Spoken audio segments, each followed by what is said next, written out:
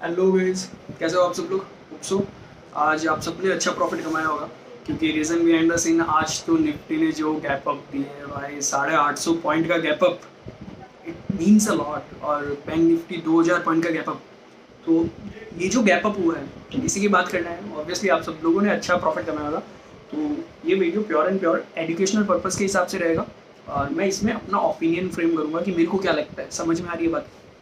अब जैसे आज निफ्टी ने जो इतनी भयंकर चाल दिखाई है, निफ्टी बैंक निफ्टी ने ये चाल दिखाई है, मार्केट ने ये अज्यूम कर लिया है कि एग्जिट पोल ने एकदम सही डेटा दिया है और 100% बीजेपी का आना वापस कंफर्म है। और बीजेपी आएगी पूर्ण बहुमत के साथ, इन मीन्स लगभग लगभग 340 350 प्लस अगर सीटें आएगी, क्योंकि सब एग्जिट पोल में इतना ही दिया। और 350 प्लस अगर सीटें आती है तो मार्केट स्टैंड रहेगा। 350 से कम आती है ना, मार्केट में करेक्शन देखने को मिल जाएगा। मार्केट ने अभी ये एज्यूम कर लिया। और अगर हम लोग विक्स की बात करें तो विक्स ऑलरेडी अब 20 से नीचे आ गया। तो 20 से ऊपर रहता है तो मार्केट में वॉलेटिलिटी ज़्यादा रहती है। अभी 20 से नीचे है, तो 20 से नीचे मतलब वॉलेटिलिटी अब नहीं है। एक डायरेक्शन में जाएगा तो एक ही डायरेक्शन में जाएगा, ठीक है। वॉलेटिलिटी और प्रीमियम सारा खत्म हो चुका है। ऑलमोस्ट सब कुछ धीरे धीरे सेटल में आ रहा है। जो Nifty call option put option के जो प्रीमियम्स चल रहे थे, क्योंकि अगर आप लोग वो टाइम पे देखोगे तो 24,000 की कॉल ऑप्शन के भी प्रीमियम था और 20,000 का पुट ऑप्शन पे भी प्रीमियम था। ऐसा लग रहा था कि दोनों साइड सेल कर देते, लेकिन वो भी सही नहीं है। नेकेड सेल करना ये टाइम पे बिल्कुल सही नहीं है। और मैंने क्या, सब लोगों ने यही किया होगा। अभी stay away from the market. आज अपने को थोड़ा सा ट्रेंड पता चल गया अभी। अब मैं आपको ये बोल रहा हूँ, मार्केट में अगर बीजेपी वापस आए, जो लगभग लगभग लग रहा है अभी ऐसा, अभी मार्केट ने भी ये माना है कि बीजेपी वापस आ रही है और पूर्ण बहुमत के हिसाब से आ रही है। तो हो सकता है कल का मार्केट वोट तेज है, लेकिन हल्का फुल्का करेक्शन देखने को मिलेगा ही मिलेगा। हो सकता है 5 ट्रेडिंग सेशन ना देखने को मिले। तो अपने को क्या करना है, अपने को अब करना है जमकर बाइंग। अब करनी है खरीदारी। रीजन बिहाइंड द सीन क्या है, कोई भी गवर्नमेंट है, मैं बोल रहा हूँ कोई भी गवर्नमेंट आए, पूर्ण बहुमत से आ गई ना। तीसरा केस अलग है कि पूर्ण बहुमत से कोई भी गवर्नमेंट नहीं आ रही, ठीक है, मिले जुले आ रहे, तो वो कंडीशन पूरी अलग है। वो कंडीशन में तो मार्केट छोड़ दो, एक बार छोड़ दो और पुट लेकर बैठ जाओ। हर दिन मार्केट खुले पुट ले लो, हर दिन पुट ले लो, लेकिन वो कंडीशन पूरी अलग है। अब अपने को क्या, पूर्ण बहुमत से कोई भी अगर जाए, चाहे कांग्रेस आए चाहे ये बीजेपी आए, लग तो यही रहा है बीजेपी आ रही है। 5-7 दिन जो भी है मार्केट अपना देगा, मौका देगा। हम लोग सब लोग खाली बैठे हैं। ऐसा नहीं है कि मैं खाली बैठा हूँ, सिर्फ मैंने मार्केट में पैसा सारा निकाल रखा है। लगभग लगभग सब लोगों ने मार्केट से पैसा निकाल रखा है। कुछ गिने चुने जो बहुत ज़्यादा लॉन्ग टर्म वाले इंसान हैं, वो अगर बैठे हैं तो बैठे हैं, बाकी सब ने पैसा निकाल रखा है, ठीक है। अपने को क्या करना है अभी, अपने को करनी है जमकर बाइंग। सबसे पहले जमकर बाइंग ऐसा नहीं है कि करोड़ रुपए मेरे पास पड़े, करोड़ रुपए एक साथ में डाल दिया, वैसा कभी मार्केट में बाइंग नहीं होती। आपकी लिमिट अगर है कि मेरे को अभी 5 लाख की माल लेना है, 5 लाख का माल लेना है, तो 5 लाख का माल कभी भी एक साथ नहीं लिया जाता। पहले आपको लेना पड़ेगा कि हाँ ठीक है, 5 लाख का 10%, 50,000 का माल अभी ले लेता हूँ। बाई चांस अगर मार्केट डिप देगा मेरे को, डिप में मैं 60,000 70,000 का माल और उठाऊंगा। ऐसे करते करते मेरे को 5 लाख का माल लेना है। समझ में आई बात, एक साथ में नहीं लिया जाता। अगर अब मेरी कंडीशन ये है, मैं मेरा बताऊँ, अगर कल गवर्नमेंट रिपीट होती है, कल क्लियर हो जाएगा।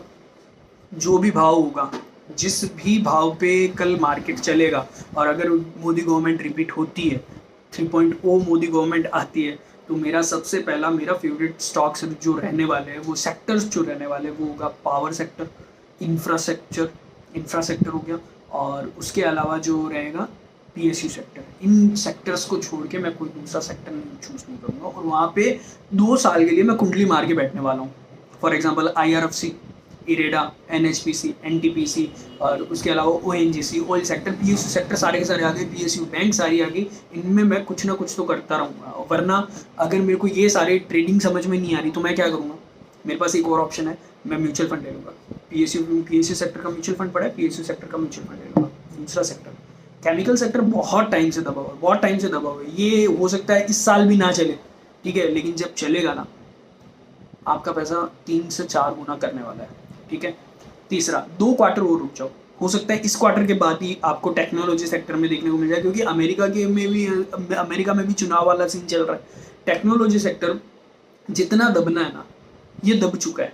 अगर आप TCS के भाव देखोगे, विप्रो के भाव देखोगे, इन्फोसिस के भाव देखोगे, ये सेम रेंज में, मतलब मार्केट अगर अपने देखे 20,000 से निफ्टी 24,000 तक आने गई, 23,200 तो आज ही आ गई भाई। इतना निफ्टी ने जंप दिखा दिया, लेकिन टेक्नोलॉजी, LTTS, कोई भी सेक्टर नहीं, कोई भी स्टॉक नहीं चला।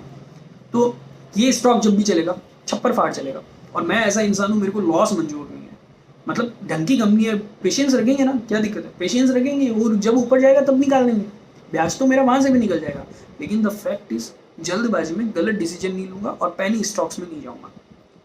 3-4 सेक्टर बता दिए। मेडिकल सेक्टर एकदम पीक पे, मेडिकल सेक्टर मेरे हिसाब से स्टे है। मेडिकल सेक्टर बहुत ज़्यादा पीक पे हो चुका है।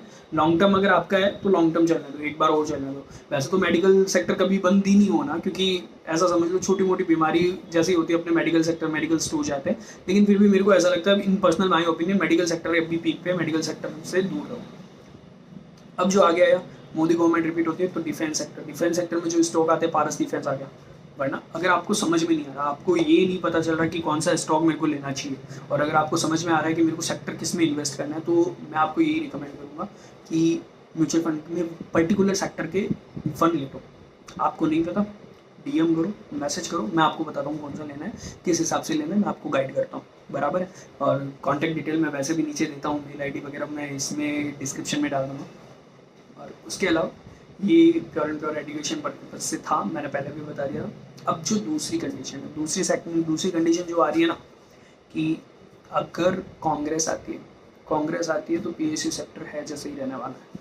उसमें आएगी एक बार का मंदी, एक बार का। तो अगर कांग्रेस आती है, अगर सत्ता पलट होता है, तो पहले तो ये समझ लो 5 दिन अपने को मार्केट में करेक्शन देखने को मिलेगा। ऐसा नहीं है कि 20% करेक्शन देखने को मिल जाएगा, क्योंकि कांग्रेस के पास भी अच्छे नेता है, उनके पास भी कोई कमी नहीं है फाइनेंशियली, और जो फाइनेंशियल एडवाइज़र वगैरह उनके पास भी बहुत अच्छा है। वो कंडीशन अगर होती है, वो कंडीशन में करेक्शन मिलेगा, मौका बहुत मिलेगा, आप पैसा डाल सकते हो आंख बंद करके। लेकिन वो टाइम पे पैसे किस में डालने हैं, कौन से सेक्टर में डालने हैं, उसके लिए अपने को पहले 10 साल पहले की रिसर्च, कांग्रेस पहले क्या करती थी वो रिसर्च करनी पड़ेगी, है ना, कि कांग्रेस के हिसाब से कौन सा सेक्टर है।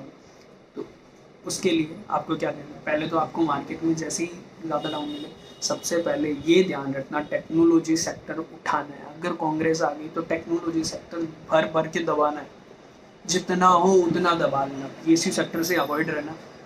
क्योंकि कांग्रेस का जो भी, जितना मैंने अभी तक ऑब्जर्व किया है, जितना मैंने डेटा इकट्ठा किया है, उसके अकॉर्डिंग मेरे को ये लगा है कि कांग्रेस टेक्नोलॉजी पे ज़्यादा ज़्यादा फोकस रहती है। क्योंकि जिस हिसाब से इनके जो डेवलपमेंट्स वगैरह देखे, लिबरलाइजेशन पॉलिसीज़ देखी, एक्सपोर्ट को ज़्यादा ये लोग करते, तो एक्सपोर्ट को ज़्यादा वो बोलते ना, मोटिवेट करते कि आप लोग एक्सपोर्ट ज़्यादा किया करो, ये वो इम्पोर्ट कम किया करो। तो उस हिसाब से वो सेक्टर ज़्यादा चलने वाला है। एक्सपोर्ट इम्पोर्ट में भी है तो ट्रांसपोर्टेशन सेक्टर बहुत ज़्यादा चल रहे हैं। ट्रांसपोर्ट में एक जो शेयर मेरे को ध्यान में आ रहा है, कॉनकॉर, और उसके अलावा भी बहुत सारे ऐसे स्टॉक्स है। उसके लिए एक काम करूँगा, मैं पर्टिकुलर आपके लिए वीडियो बना दूंगा, अगर आपको रिक्वायरमेंट हो मैसेज छोड़ देना।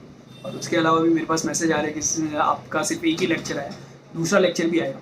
अभी थोड़ा सा टाइम नहीं मिल रहा मेरे को, और जो क्लासेस चल रही है, एक लेक्चर मैंने अपलोड कर रखा है, हो गया उस बातों को भी काफ़ी टाइम हो गया। मैं कोशिश करूँगा 2-3 दिनों के अंदर अंदर आपके लिए सेकंड चैप्टर भी लेके आ जाऊँ, ठीक है, क्योंकि है 10 चैप्टर लाने हैं मेरे को, एक चैप्टर लेके आया हूँ, लेके ज़रूर आऊँगा मैं। और वो चीज़ का मतलब ऐसा समझ लो कि मैं कहीं ऐसा प्रमोशन नहीं करूँगा कि कहीं स्टेटस लगा दिया, वो करवा दिया। आपको खुद को ही ध्यान रखना पड़ेगा, मैं अपलोड कर दूँगा, L2 करके अपलोड करूँगा, वो आप देख लेना, ठीक है। और इसी के साथ मार्केट में अच्छा इन्वेस्ट करते रहो, मौका आएगा, मौका आ चुका है, बस अपने को देखना है।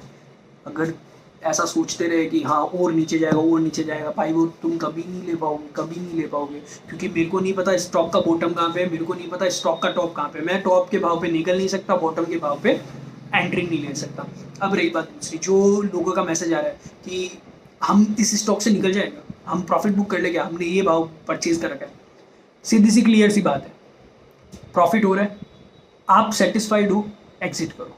ये चीज़ मैं आपको नहीं बता सकता, कोई नहीं बता सकता कि ये स्टॉक का पीक है, आप इससे ऊपर नहीं जाएगा, आप इसको मत लो, कोई नहीं बता पाएगा, समझो। अगर इतना पता होता ना भाई, मैं करोड़पति आदमी होता। एग्जैक्ट सिचुएशन ये किसी को नहीं पता चलता, ये सारे हम लोग एनालिसिस कर रहे हैं कि क्या हो सकता है।